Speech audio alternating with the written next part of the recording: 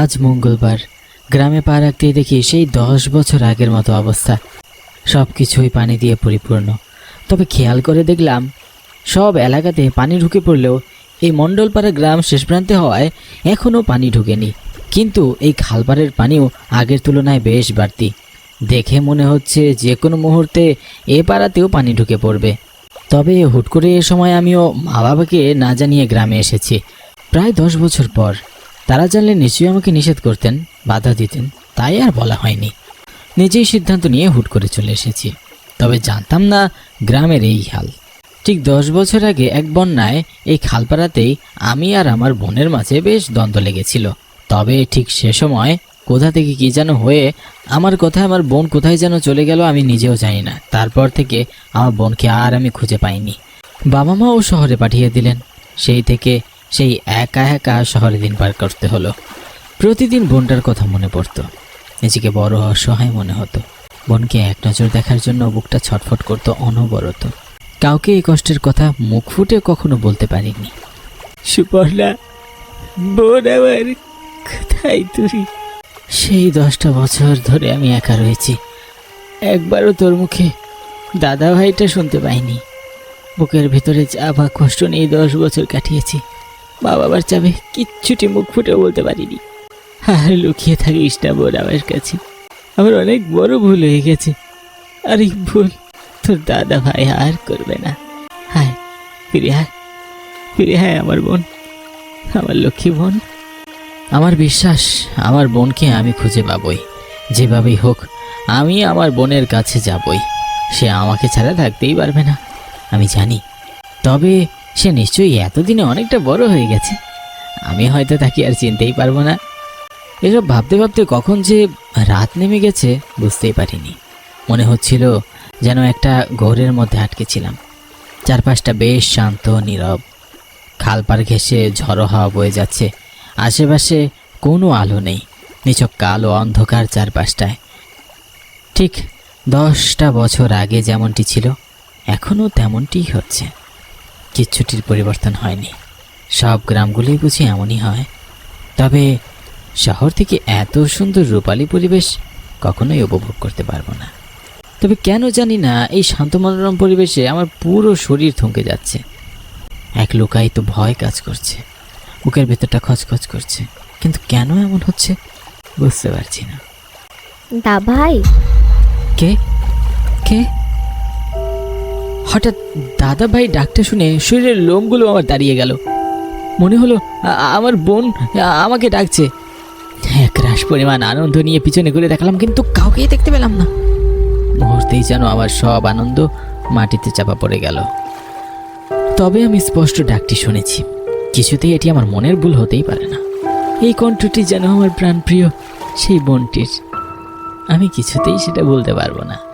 কিন্তু আমি কেন তাকে দেখতে পাচ্ছি না? সে কোথায়? বোন, কোথায় তুই? আমাকে এইভাবে ডেকে কোথায় চলে গেলি? আমার সাথে তুই লুকোচুরি খেলছিস তাই না? হ্যাঁ, লুকোচুরি খেলিস না? এবার বের হয়ে আয়। তোর সাথে কতদিন কথা হয় না। আমি আমার মতো করে ডাকতে লাগলাম অনবরত, কিন্তু কোনো সাড়াই পেলাম না। কিন্তু কেন এমনটা হচ্ছে? আমি তো স্পষ্ট ডাক শুনেছি। এ তো আমার মনের ভুল হতেই পারে না। কিন্তু কোথায় সে? কোথায়? দা ভাই, আমি তোর পেছনে।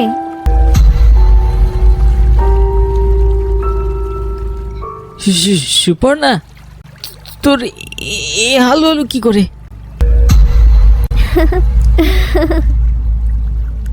বোনের এমন ভয়ঙ্কর চেহারা দেখে আমার বুকের ভেতরটা কেমন জানি করে উঠল। তার গলার কাটা, চোখ দুটো যেন আগুনের শিখার মতো জ্বলজ্বল করছে।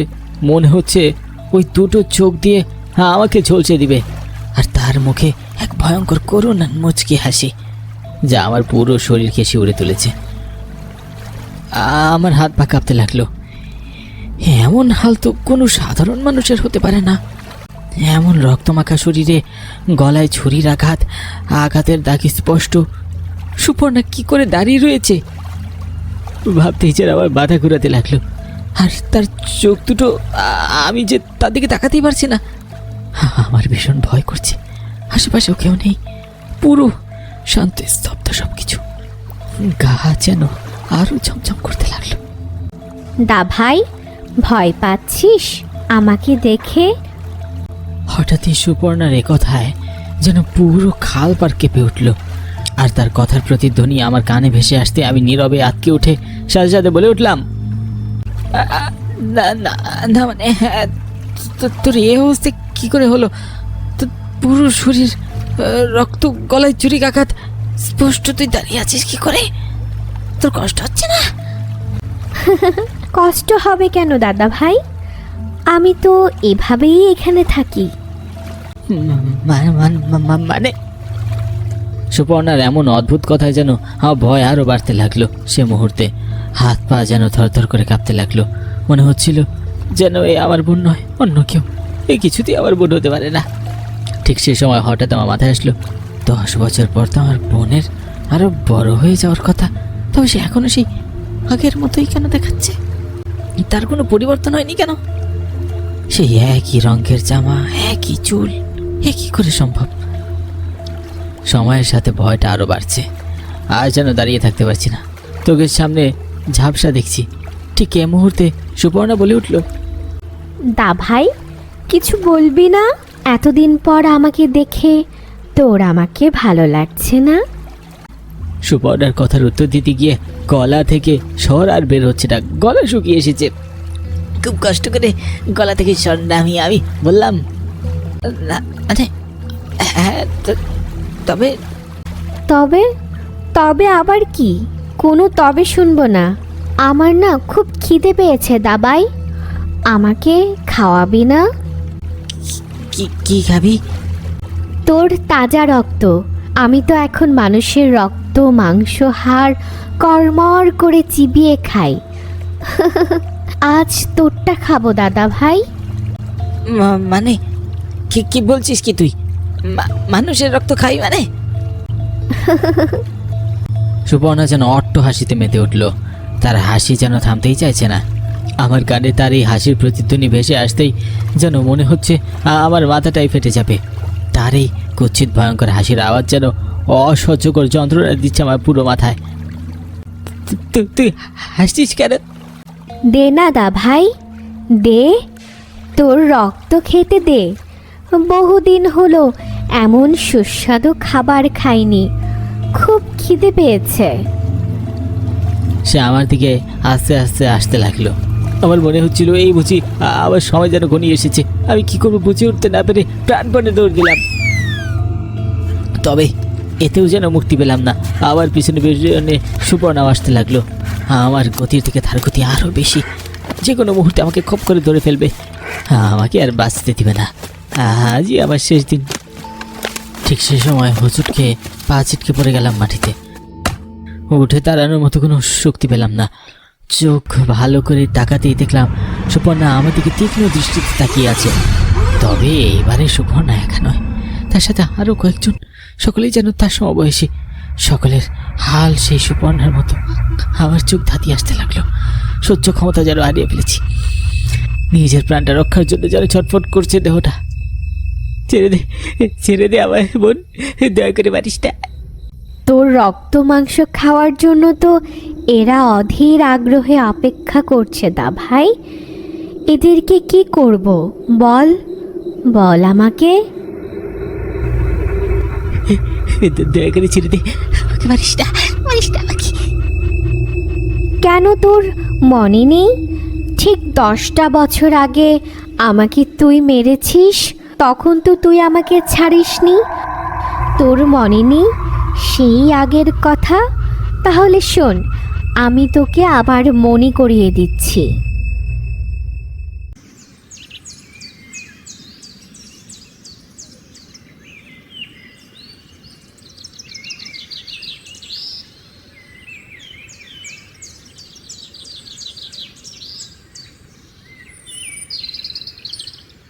দা ভাই, তুই আবার ওই মেয়েটির সাথে কথা বলছিস? তোকে বাবা মা বলেনি ওই মেয়ের সাথে সম্পর্ক না রাখতে? তুই আবার কথা বলেছিস? আমি আজকেই বলে দিব। খবরদার বলছিস সুপর্ণা, তুই ভুল করিস না। আর বেশি বেগেছিস তাই না? যা বাড়ি যা। আজ তুই আয় বাড়ি, আবার ওই মেয়ের সাথে কথা বলা? ভুল করছিস, কিন্তু আমাকে রাগিয়ে দিস না। কি করবি তুই? ওই মেয়ে কতজনের সাথে সম্পর্কে জড়িয়ে আছে তুই জানিস? একটা জঘন্য মেয়েকে তুই ভুলতে পারছিস না? আজ বলেই দিব। যা বলে দে। আমি তারপর বন্যার পানিতে ভেসে মিলিয়ে গেলাম। আমাকে তুই একটি বারের জন্যও বাঁচালি না। আমি বাঁচার জন্য কত ছটফট করছিলাম। আজ তাহলে আমি কেন তোকে বাঁচতে দিব? আমার ভুল হয়ে গেছে, দয়া করে আমাকে মারিস না। আমি তোকে সেদিনের পর অনেক খুঁজেছি রে, বিশ্বাস কর। সেদিনের পর বাবা বাবাকে শহরে পাঠিয়ে দেয়। আমি সাঁতার জানতাম না বলে আমি তোকে বাঁচাতে পারিনি রে। তুই জানতিস আমি যে সাঁতার জানি না।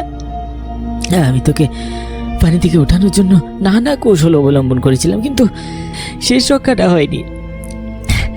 আমাকে ক্ষমা করে দে, আমার বড্ড ভুল হয়ে গেছে। এইবারের মতো ক্ষমা করে দে। আমি তো তোর মতো আর নির্দয় নয় যে তোকে মারব। যা, তোকে মাফ করে দিলাম।